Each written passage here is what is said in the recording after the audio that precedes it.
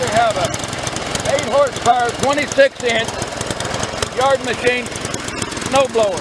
Watch your work. It's got reverse, 8 horsepower. It's got light on it, it's got reverse and forward. It's got several forwards, right? It's got 6 forward and 2 back.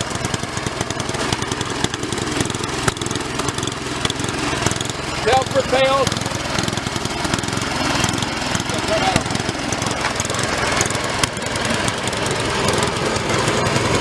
Got your light on there. Looks like everything. You got your crank on there to do your, you can blow it over in your neighbor's yard and get it out of yours with that right there. We got one reverse. We couldn't get it in the high reverse. And believe me, you don't need it in the high reverse. They'll run over you. The second reverse, we couldn't get it in. I'm sure you can oil it, but I'm telling you like it is. Everything else seems to be fine on it. 6 forward. Yours.